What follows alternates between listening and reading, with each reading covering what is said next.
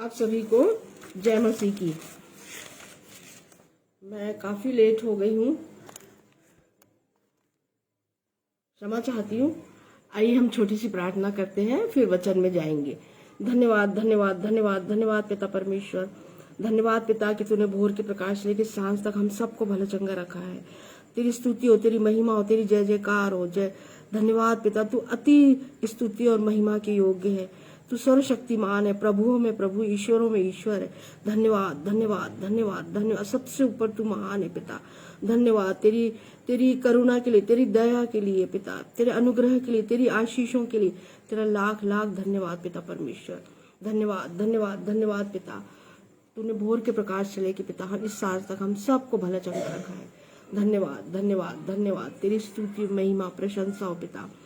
हे पिता परमेश्वर, विनती और प्रार्थना है पिता, इस समय हे पवित्र आत्मा पिता, तू मेरे संग और साथ हो, और जो वचन की अगुवाई तूने मुझे दी है, हाँ पिता, होने देना कि तेरे अनुग्रह से, तेरी आशीष से, तेरी दया से पिता, और तेरे द्वारा पिता इन वचनों की सेवकाई मैं अच्छे से करने पाऊं जैसे तू चाहता है। और इन आत्मिक वचनों के द्वारा जो हमारी आत्मिक रोटी है पिता, हाँ प्रभु जी, इन आत्मिक रोटी के द्वारा पिता हमारी सबकी आत्माएं भरपूरी से तृप्त होने पाए। धन्यवाद धन्यवाद धन्यवाद धन्यवाद धन्यवाद धन्यवाद धन्यवाद धन्यवाद। स्तुति स्तुति हो, स्तुति तारीफ और महिमा हो पिता तेरी। धन्यवाद पिता। विनती और प्रार्थना है प्रभु जी, जितने भी प्रभु के दास और दासियां हैं पिता, जो लौ लगा के प्रभु जी तेरे सुसमाचार प्रचार को सारी दुनिया में फैला रहे हैं पिता, उन पे तेरी नाम बनाम आशीषों, पवित्र आत्मा की सामर्थ्य से हर एक को भरना पिता, वरदानों से, फलों से भरना पिता। तुझसे यही विनती और प्रार्थना है, हाँ पिता परमेश्वर। ये जीवित वचन पिता, जो हमारी आत्मिक रोटी, इनके द्वारा हमारी आत्माएं प्रभु जी बहुत अधिक फलवित और पुष्पित होने पाए, 100 गुना फल लाने वाली हो सके, हाँ पिता परमेश्वर। विनती और प्रार्थना पिता, जितने मुझे सुन रहे हैं पिता, और पिता परमेश्वर, मैं भाई, अपने छोटे भाई अनुपम डेविड जी के लिए, उनकी पत्नी के लिए, उनके बच्चों के लिए, और भी जितने प्रभु के दास है पिता, उन सब के लिए तुझसे विनती और प्रार्थना करती हूँ प्रभु जी कि इन पे तेरी नाम बनाम आशीष हो पिता, इनके खत्तों को भरा पूरा रखना। हाँ प्रभु जी, धन्यवाद कि तूने इन सब को स्वस्थ भला चंगा रखा है। हाँ पिता परमेश्वर, सारा आदर इज्जत महिमा गौरव ऐश्वर्य तुझे मिले। ये छोटी सी विनती मैं अपने उद्धारकर्ता, जीवन के दाता प्रभु यीशु मसीह के पवित्र मीठे नाम में होकर मांगती हूँ। दया करके इस प्रार्थना को कबूल कर। आमीन आमीन और आमीन।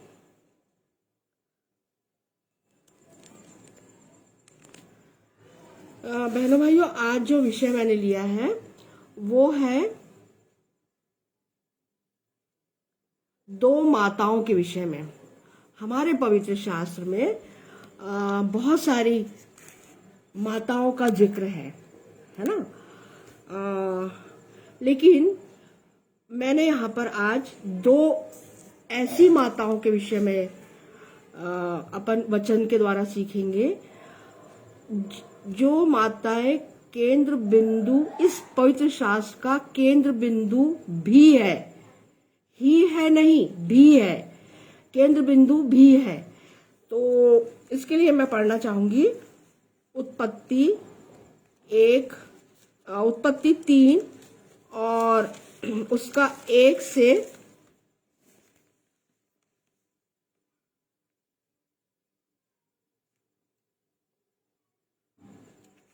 कुछ पद पढ़ना चाहूंगी मैं, उत्पत्ति 3। तो यहाँ पर जो माता है, पहली माता, वो है हव्वा, है ना। हव्वा ने जो आज्ञा उल्लंघन का जो पाप है ना, हव्वा के द्वारा ही सर्वप्रथम किया गया था, ठीक है। हव्वा में पहला अंतर है, दोनों माताओं के विषय में अपन देख रहे हैं और अंतर देख रहे हैं, है ना। तो जो पहली माता है वो हव्वा है। हव्वा ने शैतान की आवाज पर मन लगाया, ठीक है ना। पढ़ना चाहूंगी मैं यहाँ पे उत्पत्ति 3 और उसका कुछ पद पढ़ूंगी। यहोवा परमेश्वर ने जितने बनेले पशु बनाए थे, उन सब में सर्प धूर्त था। उसने स्त्री से कहा, क्या सच है कि परमेश्वर ने कहा तुम इस वाटिका के किसी वृक्ष का फल ना खाना। स्त्री से उस सर्प ने प्रश्न किया, है ना, घुमा फिरा के, क्या सच है? ठीक है, अब स्त्री का जवाब सुनिए। स्त्री ने, मतलब हवा का जवाब सुनिए। स्त्री ने सर्प से कहा, इस वाटिका के वृक्षों के फल हम खा सकते हैं, पर जो वृक्ष वाटिका के बीच में है उसके फल के विषय में परमेश्वर ने कहा है कि ना तो तुम उसको खाना और ना उसको छूना, नहीं तो मर जाओगे। अब देखिए बहनों भाइयों, यहाँ पर अगर हम देखें उत्पत्ति 2 और उसका 17वां पद, उत्पत्ति 2 उसका 17वां पद, पर भले या बुरे के ज्ञान का जो वृक्ष है उसका फल तू कभी ना खाना, क्योंकि जिस दिन तू उसका फल खाएगा उसी दिन अवश्य मर जाएगा। ये परमेश्वर ने आदम से कहा था, हवा से तो नहीं कहा था, पर आदम से कहा था। निश्चित रूप से आदम ने उस हवा को बताया होगा। तो हवा ने क्या जवाब दिया सर्प को? परमेश्वर ने क्या बोला था? उसका फल तू कभी ना खाना, सिर्फ खाने के लिए मना किया था। लेकिन यहाँ हवा क्या बात कर रही है, बोल रही है उसके फल के विषय में परमेश्वर ने कहा है कि ना तो तुम उसको खाना और ना उसको छूना, नहीं तो मर जाओगे। जबकि परमेश्वर ने सिर्फ खाने के लिए मना किया था, है ना। मतलब उसने शैतान की आवाज पर मन लगाया। जब शैतान ने उससे क्वेश्चन किया तो उसने क्या करा? शैतान की आवाज पे मन लगाया, ध्यान उसकी आवाज पे दिया। फिर हवा ने शैतान के वचन को सुना। हवा ने क्या करा? जब उसने क्वेश्चन किया, प्रश्न किया, क्या यह सच है कि परमेश्वर ने कहा तुम इस वाटिका के किसी वृक्ष का फल ना खाना, है ना। आवाज, हवा ने शैतान के वचन को सुना था। हवा ने शैतान के वचन को ग्रहण किया। तो पहले सुना, है ना, पहले सुना, और पहले तो क्या लगाया उसने? आवाज की तरफ उसका मन लगाया, है ना।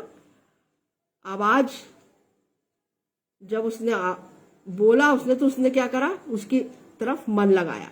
और फिर उस बात को उसने, हवा ने शैतान के वचन को सुना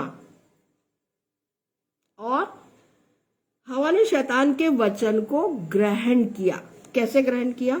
और यहाँ पे हवा ने एक अलग बात जो परमेश्वर ने नहीं बोली थी, है ना, केवल परमेश्वर ने क्या कहा था? उसका फल तू कभी ना खाना। लेकिन हवा क्या बोल रही है? 3:3 में, ना तो तुम उसका फल खाना और ना उसको छूना। परमेश्वर ने छूने के लिए तो बोला ही नहीं था, है ना। अपने मन से बात कर रही है वो, जो बिल्कुल गलत है ना। और उसके वचन को ग्रहण किया, है ना, शैतान के वचन को ग्रहण किया। तो अब शैतान ने क्या बोला? नहीं नहीं नहीं, तुम निश्चय न मर। तब सर्प ने स्त्री से कहा, तुम निश्चय न मरोगे, वरन परमेश्वर आप जानता है कि जिस दिन तुम उसका फल खाओगे उसी दिन तुम्हारी आंखें खुल जाएगी और तुम भले बुरे का ज्ञान पाकर परमेश्वर के तुल्य हो जाओगे। अतः जब स्त्री ने देखा कि उस वृक्ष का फल खाने के लिए अच्छा है और देखने में मन भाव और बुद्धि देने के लिए चाहने योग्य भी है, तब उसने उसमें से तोड़कर खाया और अपने पति को भी दिया और उसने भी खाया, है ना। तो उसने क्या करा? स्त्री ने, हवा ने उस फल को देखा, है ना, ग्रहण किया सर्प के वचन को। अरे नहीं नहीं, निश्चय नहीं मरोगे, है ना। तब सर्प ने स्त्री से कहा तुम निश्चय न मरोगे, है ना। और उसने और क्या बोला? वरन परमेश्वर आप जानता है कि जिस दिन तुम उसका फल खाओगे उसी दिन तुम्हारी आंखें खुल जाएगी और तुम भले बुरे का ज्ञान पाकर परमेश्वर के तुल्य हो जाओगे। ठीक है। तो ये इन वचनों को उसने जब देखा कि अरे फल तो बहुत अच्छा है, चाहने योग्य है, खाने योग्य है, देखने में भी अच्छा है, और उसने तोड़ करके खाया और अपने पति को भी खिलाया। तो उसने क्या करा? हवा ने शैतान के वचन को ग्रहण किया, है ना। ग्रहण करने के द्वारा क्या हुआ, अपने गर्भ पर श्राप ले लिया। उत्पत्ति 3:16, उत्पत्ति 3:16। फिर स्त्री से उसने कहा, परमेश्वर ने स्त्री को श्राप दिया, मैं तेरी पीड़ा और तेरे गर्भवती होने के दुख को बहुत बढ़ाऊंगा, तू पीड़ित होकर बालक उत्पन्न करेगी और तेरी लालसा तेरे पति की ओर होगी और वह तुझ पर प्रभुता करेगा। देखिए, आवाज को सुनने के द्वारा, सुन करके कार्य रूप में परिणित करने के द्वारा हवा ने क्या किया, अपने ऊपर, अपने गर्भ के ऊपर पाप लेकर आया, है ना। और परमेश्वर की जो आज्ञा परमेश्वर ने दी थी उसका उन दोनों पति पत्नी ने, हवा ने और आदम ने उल्लंघन किया। हवा सारी मानव जाति पर, इसके द्वारा हवा ने सारी मानव जाति पर क्या लेकर आ गई, वो श्राप लेकर आ गई। और अगर हम पढ़ें तो हम देखते हैं कि परमेश्वर ने तीनों को श्राप दिया, सर्प को भी, स्त्री को भी और आदम को भी, है ना। तीनों को श्राप दिया और इसके द्वारा इनके आज्ञा उल्लंघन के द्वारा, ठीक है, सारी पृथ्वी पर श्राप आया, मृत्यु आई, पाप आया, बीमारी आई, है ना, परेशानियां आई, बहुत सारी समस्याएं आ गई, पेट की चिंता, है ना, भूख की चिंता, ये सब किसके द्वारा हुआ, आज्ञा उल्लंघन के द्वारा। और वो आज्ञा उल्लंघन किसके द्वारा हुआ था, सर्वप्रथम हवा के द्वारा, है ना। और हवा ने जिस बेटे को जन्म दिया था उसने अपने ही भाई को घात किया। उत्पत्ति 4 और उसका 8, उस हवा ने क्या किया था, जिस बेटे को जन्म दिया था उस बेटे ने क्या करा, अपने भाई को ही मार डाला। उत्पत्ति 4 उसका 8, तब कैन ने अपने भाई हाबिल से कुछ कहा और जब वे मैदान में थे तब कैन ने अपने भाई हाबिल पर चढ़कर उसे घात किया, यानी उसे मार डाला, ठीक है ना। तो हवा को समस्त मानव जाति की आदि माता बोला जाता है, अर्थात उन सारे अविश्वासियों की आदि माता जो प्रभु यीशु के विरुद्ध पाप करते हैं। हवा को समस्त मानव जाति की आदि माता कहा जाता है ना, अर्थात उन सारे अविश्वासियों की आदि माता जो प्रभु यीशु मसीह के विरुद्ध पाप ही करते हैं, है ना, उनकी आदि माता है। हवा ने अपने मन से बढ़ा चढ़ाकर शैतान के सामने वार्तालाप किया, जिसका उल्लेख परमेश्वर ने किया ही नहीं था, है ना। उन बातों का उल्लेख हवा ने किया। अभी जैसे मैंने पढ़ा कि परमेश्वर ने केवल खाने के लिए मना किया था उस फल को, लेकिन हवा ने यहाँ पे क्या बोला, तुम उसको खाना ना, तो तुम उसको खाना और ना उसको छूना, जबकि परमेश्वर ने छूने के विषय में कोई बात नहीं की थी। तो अभी हमने यहाँ पे ये देखा कि इस माता के द्वारा हवा, जो हमारे पवित्र शास्त्र में एक आदि माता माना जाता है, और इस माता के द्वारा संसार में पाप आया, है ना, आज्ञा उल्लंघन का पाप। और जबकि परमेश्वर पिता ने आदम को और हवा को अपने हाथ से बनाया था, है ना, मिट्टी के द्वारा हाथ से दोनों की रचना की थी, दोनों को बनाया था, और कितना सुंदर बनाया था।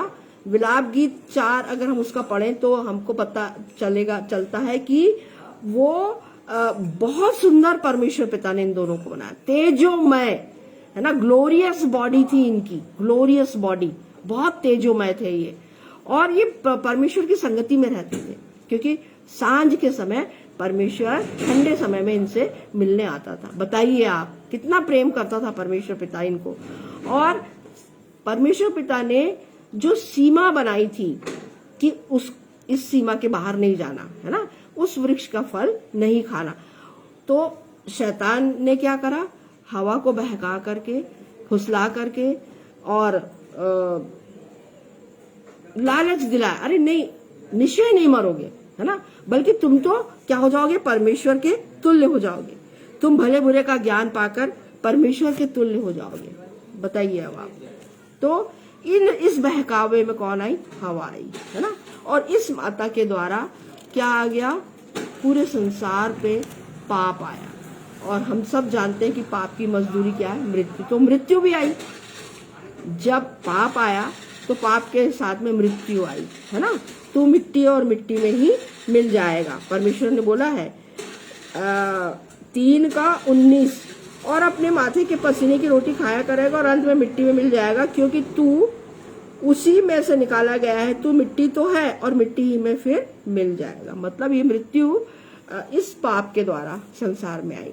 और केवल मृत्यु नहीं आई बहनों भाइयों, साथ में बहुत सारी समस्याएं, परेशानियां, बीमारियां, ये सब, है ना, ये सब आज्ञा उल्लंघन के द्वारा मनुष्यों पर आई, है ना, आदम और हवा के द्वारा, विशेषकर हवा के द्वारा। अब देखिए, एक माता को तो हमने देख लिया, समझ लिया, है ना, कि उसके द्वारा इस संसार में किस प्रकार से पाप आया।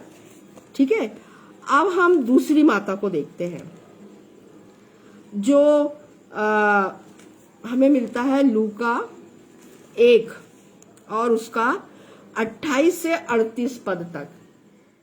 और ये माता है मरियम। ठीक है, तो माँ मरियम ने परमेश्वर की आवाज पर मन लगाया था। पढ़ना चाहूंगी, लूका 1:28-38 तक। स्वर्गदूत ने उसके पास भीतर आकर कहा, आनंद और जय तेरी हो, जिस पर ईश्वर का अनुग्रह हुआ है, प्रभु तेरे साथ है। जिब्राइल, ये जो स्वर्गदूत है वो जिब्राइल है, और ये संदेशवाहक स्वर्गदूत माना जाता है ना। मिकाएल एक सेनापति है, और वो युद्ध जब लड़ा जाता है या लड़ा जाएगा प्रकाशित वाक्य में, तब मिकाएल का आना होगा इस पृथ्वी पर। और संदेशवाहक के रूप में जिब्राइल को ही परमेश्वर ने तैनात किया है। और तीन स्वर्गदूत बनाए थे जो मेन थे, लूसीफर, जिब्राइल और मिकाएल, है ना। तो जो लूसीफर है उसको तो घमंड आ गया, और उसने परमेश्वर से भी अच्छा ऊंचा सिंहासन मैं बनाऊंगा। और वास्तव में परमेश्वर ने, अगर हम यशायाह भविष्यवक्ता की पुस्तक पढ़ते हैं और 14 उसका जो अध्याय है वो पढ़ते हैं, तो हम समझते हैं इस बात को कि परमेश्वर ने जो लूसीफर था उसको वास्तव में बहुत सुंदर बनाया था, है ना। और सुंदर के साथ साथ बहनों भाइयों, उसको जब बनाया था तो उसके साथ में जो वाद्य यंत्र है ना, उसको भी परमेश्वर ने बनाया था उसी के साथ।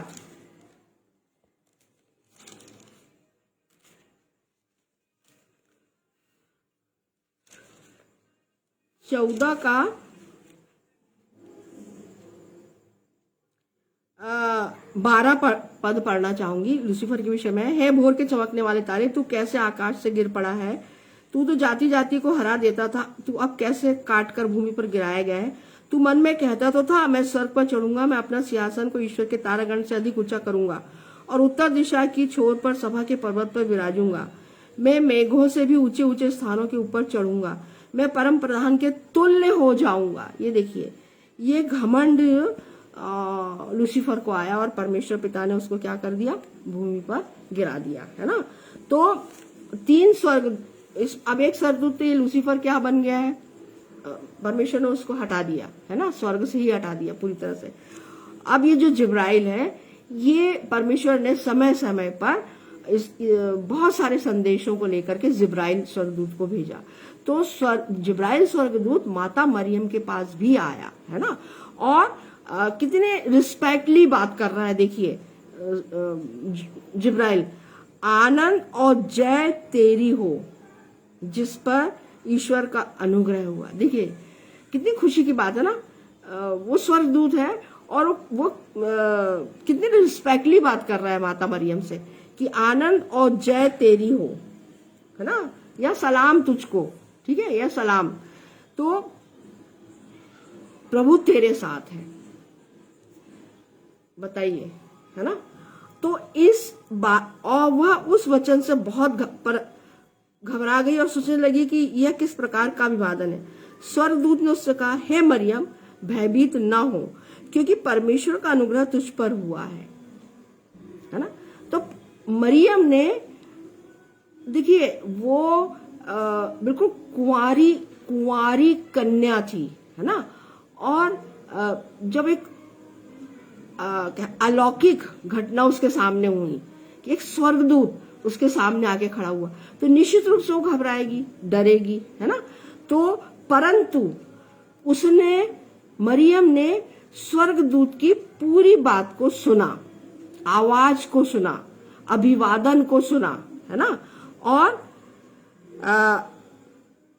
उस जिब्राइल ने क्या बोला, देख तू गर्भवती होगी और तेरे एक पुत्र उत्पन्न होगा, तू उसका नाम यीशु रखना। वह महान होगा और परम प्रधान का पुत्र कहलाएगा और प्रभु परमेश्वर उसके पिता दाऊद का सिंहासन उसको देगा। यानी ये जो वार्तालाप है, जिब्राइल जो मरियम से बात कर रहा है, तो मरियम ने भयभीत तो निश्चित है, मनुष्य थी वो भी, लेकिन उसने उसकी पूरी बात सुनी, उसकी आवाज को सुना, उसकी बात को सुना, ग्रहण किया। मां मरियम ने परमेश्वर के वचन को सुना, उसने किसी भी प्रकार का प्रतिवाद नहीं किया, विरोध नहीं किया, है ना कुछ बोला, ठीक है। और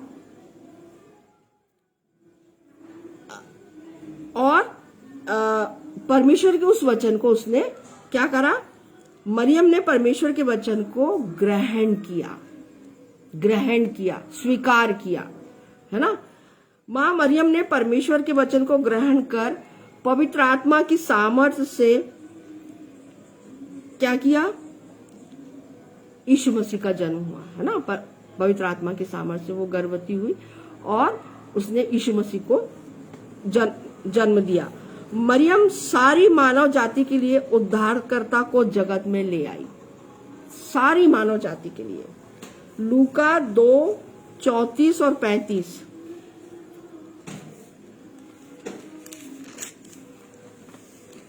तब शमौन ने उसको आशीष देकर उसकी माता मरियम से कहा, देख, वह तो इस्राएल में बहुतों के गिरने और उठने के लिए एक ऐसा चिन्ह होने के लिए ठहराया गया है जिसके विरोध में बातें की जाएगी, वरन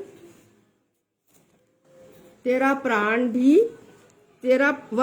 प्राण भी तलवार से वार पार छिद जाएगा। इससे बहुत हृदयों के विचार प्रकट होंगे। ये जो शमौन है, एक मनुष्य है, धर्मी मनुष्य है, बहुत परमेश्वर का भक्त था। हम पढ़ते हैं इसमें लूका 2:25 में, शमौन के गीत में। और पवित्र आत्मा द्वारा उस पर प्रकट हुआ था कि जब तक वह प्रभु के मसीह को देख न लेगा तब तक मृत्यु को न देखेगा। वह आत्मा के सिखाने से मंदिर में आया और जब माता पिता उस बालक यीशु को भीतर लाए कि उसके लिए व्यवस्था की रीति के अनुसार करें, तो उसने उसे अपनी गोद में लिया और परमेश्वर का धन्यवाद करके कहा, हे स्वामी, अब तू अपने दास को अपने वचन के अनुसार शांति से विदा करता है, क्योंकि मेरी आंखों ने तेरे उद्धार को देख लिया है ना। परमेश्वर, पवित्र आत्मा ने उसको अगुवाई करी थी कि जब तक तू बालक यीशु मसीह को नहीं देख लेगा तब तक तुझे मृत्यु नहीं होगी। और जब मरियम और यूसुफ बालक को मंदिर में लेकर आते हैं, तब उसने उस बालक को अपनी गोद में लिया और परमेश्वर का धन्यवाद किया। और यहाँ पे वो मरियम से बात करता है। तब शमौन ने उनको आशीष देकर उसकी माता मरियम से कहा, देख, वह तो इस्राएल में बहुतों के गिरने और उठने के लिए एक ऐसा चिन्ह होने के लिए ठहराया गया है जिसके विरोध में बातें की जाएगी, है ना। कुछ भविष्यवाणी यीशु मसीह के विषय में माता मरियम को और उसके पिता यूसुफ को यहाँ पर शमौन बता रहा है। और ये भी बता रहा है, वरन तेरा प्राण भी तलवार से आर पार छिद जाएगा। इससे बहुत हृदयों के विचार प्रकट होंगे, है ना। तो जब क्रूस की मृत्यु और उससे कोड़े लगाए गए प्रभु यीशु मसीह को, तब और उसकी पीठ पूरी छलनी हो गई, लहूलुहान हो गई, और जब वो क्रूस पे था, है ना, और उसके सिर पे कांटों का ताज था, उस माता के हृदय पर क्या बीत रही होगी बहनों भाइयों। कल्पना करिए, मैं भी एक माँ हूँ, आप में से बहुत माताएं हैं। कल्पना करिए, हमारे बच्चों को जरा सा कुछ हो जाता है तो हमारी आत्मा घबराने लगती है और हम चाहते हैं कि हमारा बच्चा जल्दी से ठीक हो जाए, है ना, जल्दी अच्छा हो जाए। उस माता के विषय में आप क्या बोलोगे, मरियम के विषय में, जो अपने जवान बेटे को क्रूस की असहनीय मृत्यु, असहनीय पीड़ा सहते हुए देख रही है ना। इसलिए तो यहाँ पे शमौन ने कहा, भविष्यवाणी की थी, वरन तेरा प्राण भी तलवार से वार पार छिद जाएगा, है ना। तो उसका जो हृदय है कितना कितना मतलब वो कितना वो हो गई होगी, उसका हृदय कितने टुकड़े हुए होंगे, कितना वो उसने विलाप किया होगा अपने बेटे को उस क्रूस पे देख करके। तो परंतु क्या है, माता मरियम से जिस बेटे का जन्म हुआ, उसने समस्त मानव जाति के लिए स्वयं को दे दिया था, है ना। हम जानते हैं इस बात को कि मरियम के द्वारा जिस बेटे का जन्म हुआ और जिस बेटे के लिए उसके सामने स्वर्गदूत जिब्राइल ने भविष्यवाणी बताया था, और वो बेटा अद्भुत है ना। और वो जानती थी मरियम, क्योंकि मरियम यहाँ पे कहीं लिखा है कि वो, देखिए यहाँ पे लिखा, उसके विषय कही जाती थी उसके पिता और उसकी माता इन बातों से जो उसके विषय में कही जाती थी आश्चर्य करते थे। और कहीं पर लिखा है कि वो ये सब बातें सोचती थी, है ना, और मन में उसी का देखिए 2:19, लूका 2:19, परंतु मरियम ये सब बातें अपने मन में रखकर सोचती रही, है ना। तो वो सोचती थी, और जब जो जिब्राइल ने तो बताया था उसके विषय में, है ना, और शमौन जो है वो भी बता रहा है, भविष्यवाणी कर रहा है, और तब वो उसको समझ में आ गया था कि ये जो बच्चा है ये अद्भुत है ना, और ये परमेश्वर के द्वारा है। और माता मरियम से जिस बेटे का जन्म हुआ, उसने समस्त मानव जाति के लिए स्वयं को दे दिया, ये बात हम जानते हैं, है ना।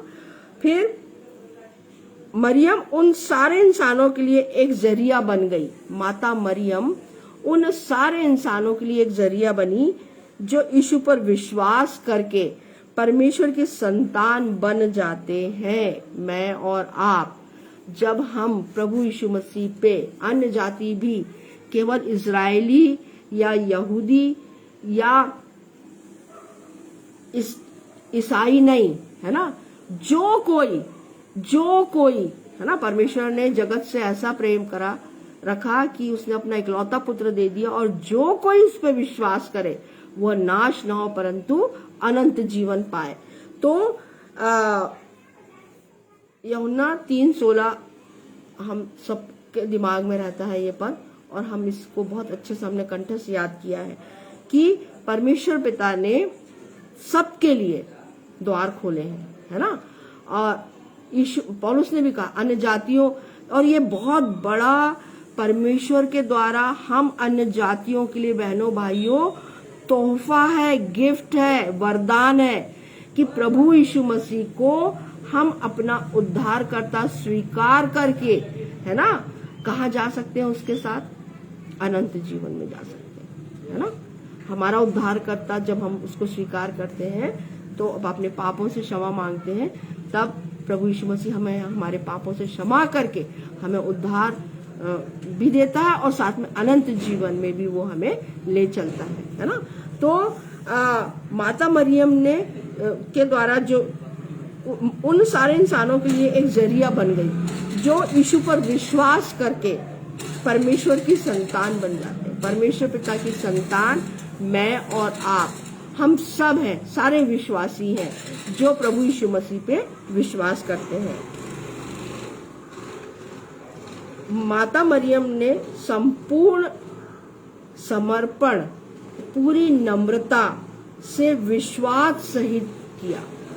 उसने किंतु परंतु या किसी प्रकार का कोई क्वेश्चन उस स्वर्गदूत से नहीं किया, है ना।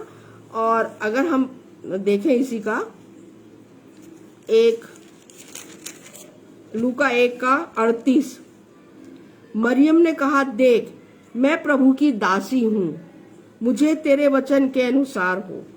तब स्वर्गदूत उसके पास से चला गया।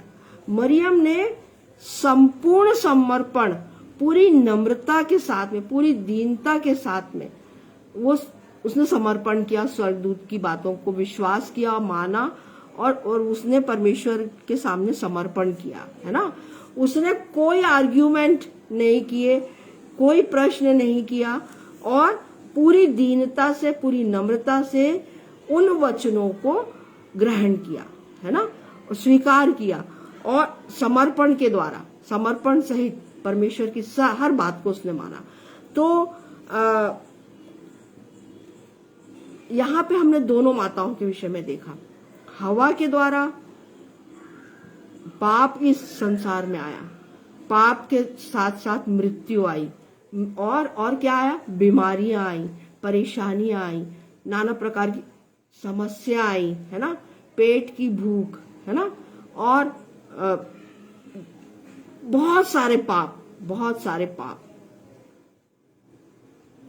उसकी कोई गिनती नहीं है।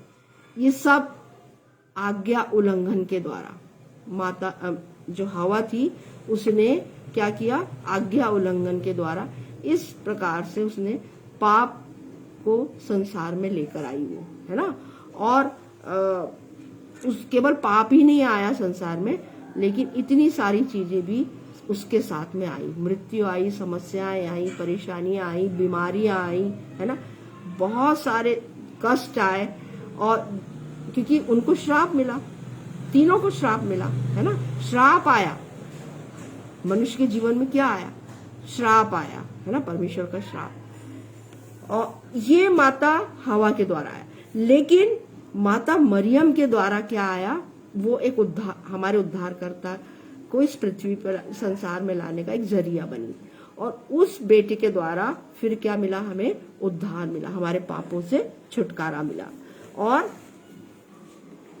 और परमेश्वर की संतान होने का हमें अधिकार मिला और यीशु मसीह के साथ उद्धार मिला और साथ में अनंत जीवन मिला, है ना।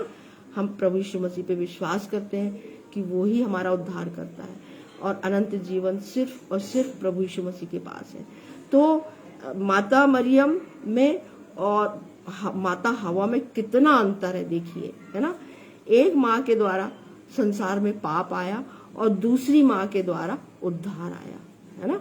तो आज मुझे और आपको, हम जितनी भी माताएं हैं, हमको ये सोचना है कि हमें किसकी आवाज सुनना है ना, किसकी आवाज सुनना है और किसकी आवाज पर हमें मन लगाना है। यदि हम प्रभु यीशु की आवाज की जगह कोई और आवाज सुन के दूसरी आवाज सुन रहे हैं तो उसका नतीजा हमेशा ही बहुत खौफनाक ही होगा, है ना। जो इस जीवन को तो बर्बाद करेगा ही करेगा, परंतु उस जीवन को भी, हमारी आत्मा को भी बर्बाद कर देगा। इसीलिए बहनों भाइयों, हम जैसे ये दोनों माताएं हमारे पवित्र शास्त्र की के केंद्र बिंदु का एक हिस्सा है, वैसे ही मैं और आप, हम जितनी माताएं हैं, अपने अपने परिवारों का केंद्र बिंदु भी है ना। जैसे मैंने आपको स्टार्टिंग में बताया तो कि माता, ये दोनों माताएं अब पवित्र शास्त्र के केंद्र बिंदु भी है, ही है नहीं तो मैं और आप जो हम माताएं हैं, हम भी अपने परिवारों के केंद्र बिंदु भी हैं। तो मुझे और आपको किसकी आवाज सुनना चाहिए, है ना। अति भोर को परमेश्वर की आवाज, हमें किसकी आवाज सुनना है, प्रभु यीशु मसीह की आवाज। और आज हमारे साथ में कौन है, पवित्र आत्मा है ना, जो हमारा सहायक है। और आप देखिए, प्रैक्टिकल करके देखिएगा, आप पवित्र आत्मा पिता से रात में आप जब भी सोएं तो बोल के सोइएगा कि हे पवित्र आत्मा पिता, मुझे ठीक, मैं 4 बजे सवेरे मेरी नींद नहीं खुलती है, आप उठा देना या तू उठा मुझे। तो अब आप देखिएगा कि वो बराबर आपको उठाएंगे, है ना। और जब हम उठते हैं सवेरे और उठ करके हम सबसे पहले मुंह हाथ धो करके हम वचन पढ़ते हैं, और वचन पढ़ने के द्वारा क्या है, हम परमेश्वर पिता इन वचनों को के द्वारा हमसे बात करता है। और जब हम घुटनों पर आके प्रार्थना करते हैं या जैसे भी प्रार्थना करते हैं, तब हम परमेश्वर से बात करते हैं। तो अति भोर को हमको प्रार्थना करना है, परमेश्वर को पहला स्थान देना है अपने जीवन में। और सबसे पहले अति, है ना, भोर को हमको परमेश्वर से बात करना है। दिन भर तो हम बहुत से लोगों से बात करते हैं, पर सर्वप्रथम हमको परमेश्वर से बात करना है। और चूंकि हम माता हैं, तो पूरे हमारे परिवार की जिम्मेदारी हमारे ऊपर है। तो जब हम अपनी समस्याओं को, अपनी परेशानियों को प्रभु यीशु मसीह के सामने रखते हैं, है ना, परमेश्वर पिता के सामने रखते हैं, उससे बात करते हैं, और तो फिर वचन हमसे बात करता है। यीशु मसीह ने क्या कहा, हे सब परिश्रम करने वालों और बोझ से दबे लोगों, मेरे पास आओ, मैं तुम्हें विश्राम दूंगा। तो जब हम वचन पढ़ते हैं तो परमेश्वर हमसे बात करता है ना। और ये मेरी हर माता की ड्यूटी है, कर्तव्य है कि हम पहला स्थान अपने जीवन में परमेश्वर पिता को दें, प्रभु यीशु मसीह को दें। हम उसकी आवाज सुने, हम और किसी आवाज को ना सुने, है ना। मेरा आप सबसे भी निवेदन है, जितनी माताएं मुझे सुन रही है, हमें किसी और की आवाज को सुनने की कोई आवश्यकता नहीं है, ठीक है। हमें पवित्र शास्त्र के वचनों को पढ़ना है और प्रभु यीशु मसीह से प्रार्थना करना, और प्रभु यीशु मसीह और पवित्र आत्मा की आवाज को सुनना। अभी बहनों भाइयों, पिछले समय की बात है, मेरे ख्याल से शायद 6-7 महीने पहले की बात है। मैं सो रही थी और मेरे को एक आवाज आई, सिस्टर जी, बस एक बार आवाज आई, सिस्टर जी। तुरंत मेरी नींद खुली, और जब मैंने पलट के अपनी घड़ी देखी जो दीवार पे लगी है मेरे बिस्तर के पास ही, उस समय 3:30 बजा था। तो मैं समझ गई कि ये मेरे को पवित्र आत्मा उठा रहा है, मुझे उठ जाना चाहिए। तो आपके साथ भी ऐसी बहुत बड़ी बड़ी गवाहियां होगी, निश्चित रूप से होगी। तो जब हम अपने परिवार को प्रार्थना के माध्यम से प्रभु यीशु मसीह के समक्ष लाते हैं, तो हमारे बच्चे हमारा अनुसरण करते हैं, है ना, फिर वो किसी गलत बात में नहीं जाते हैं। तो मेरा आप सभी माताओं से आज ये निवेदन है कि हमें अति भोर को अपने पिता परमेश्वर से बात करना है और प्रार्थना करना है, और अपने परिवार को, चूंकि हम मुखिया हैं अपने परिवार की, है ना, तो जैसा हम वचन पढ़ेंगे, चर्च से जाएंगे, संगति करेंगे, प्रार्थना करेंगे, ये सब बातें बचपन से ही हमारे बच्चे हमको देखते हैं, और वो भी हमारे साथ संगति करते हैं। और जब वो बड़े होते हैं तब वो तो खुद अच्छी तरह से जानते हैं कि हमारे लिए अच्छा क्या है और बुरा क्या है, और वो परमेश्वर पिता को और प्रभु यीशु मसीह को ही थामे रहते हैं, क्योंकि हमने उनको बचपन से इस प्रकार से और सच बातें बताई है। पवित्र शास्त्र की हर एक बात बताई है ना। यीशु मसीह के बारे में बताते हैं अपन, योना नबी के बारे में बताते हैं जब बच्चे छोटे रहते हैं। तो हवा और आदम के विषय में भी संडे स्कूल में बताया जाता है। तो संडे स्कूल से ही हमारे बच्चे तैयार होते हैं, और जब वो घर में भी इस प्रकार का माहौल देखते हैं हमारे द्वारा कि हम दुआ प्रार्थना कर रहे हैं और वचन पढ़ रहे हैं और उन्हें समझा रहे हैं, तो वो भी समझने लगते हैं, और धीरे धीरे फिर हमारे जो उनका जो चाल चलन है, उनका जो चरित्र है ना, वो कैसा रहता है, परमेश्वर को भावता हुआ, प्रभु यीशु मसीह को अच्छा लगने वाला। तो तब फिर देखिए हमारे परिवारों की उन्नति, है ना, परमेश्वर की आशीष हमारे साथ में है, तो फिर, है ना, तो फिर हमारा बुरा कैसे होगा और क्यों होगा जब परमेश्वर हमारे साथ है।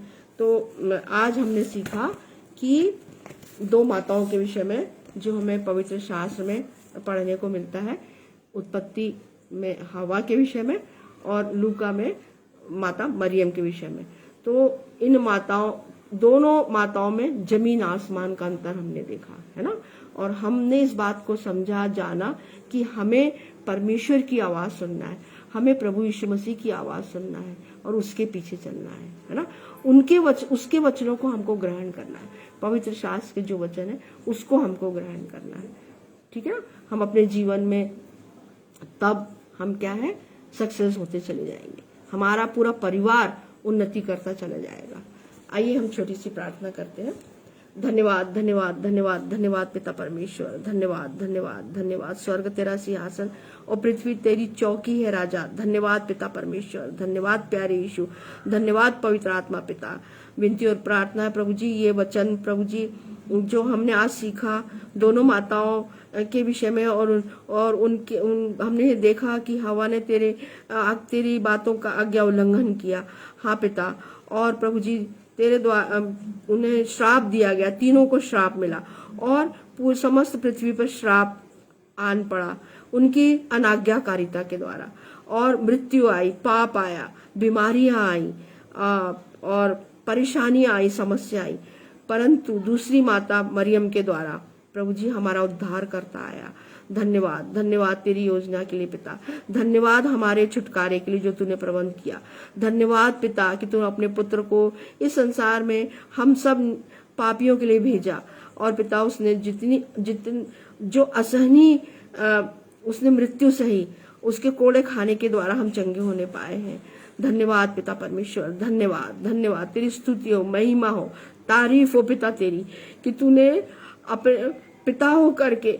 हाँ, यशायाह 53 में हम पढ़ते हैं कि तुझे सब अच्छा लगा, तूने उसके पीठ पे 39 कोड़े लगवाए, तुझे अच्छा लगा, और तूने उसके हाथ और पैरों में कीले ठुकवाए। हाँ पिता, और उसके सिर पे कांटों का ताज पहनाया गया। प्रभु जी तुझे सब भाया कि उसे इस प्रकार की मृत्यु, और उसने हम सब पूरे संसार के पाप अपने ऊपर लिया। धन्यवाद पिता, ताकि हम पाप से छुटकारा हमें मिल सके। उसने अपना पवित्र लहू बहा करके हमें मोल ले लिया है तुझसे। धन्यवाद पिता, धन्यवाद धन्यवाद धन्यवाद धन्यवाद प्यारे यीशु, धन्यवाद धन्यवाद। विनती और प्रार्थना है पिता, ये वचन प्रभु जी हर एक के मन में गहराई से बसने पाए। हाँ पिता, और प्रभु जी 100 गुना फल लाने वाला हो सके। हर एक घुटना, हर एक जीव तेरे बेटे मेरे उद्धार के कर्ता, जीवन के दाता प्रभु यीशु मसीह को अपना उद्धार करता स्वीकार करने पाए, क्योंकि उद्धार केवल प्रभु यीशु मसीह के पास है, अनंत जीवन केवल प्रभु यीशु मसीह के पास है। ये इस पूरा संसार इस बात को जानने पाए। जाने पिता, तुझसे यही विनती और प्रार्थना है। होने दे पिता, हर एक कठोर मन को पिता तू नर्म कर। हर एक मन जो कठोर मन है, उनके पत्थर रूपी हृदय को निकाल के मांस रूपी हृदय दे दे पिता, ताकि पिता परमेश्वर हर एक घुटना, हर एक जीव तेरे बेटे मेरे उद्धार के कर्ता प्रभु यीशु मसीह को अपना उद्धार करता स्वीकार करने पाए। हाँ पिता, और अनंत जीवन में पहुंचने पाए। तुझसे यही विनती, तेरे राज्य में आने पाए प्रभु जी, जो तू भी चाहता है प्यारे यीशु, जो तू भी चाहता है परमेश्वर पिता।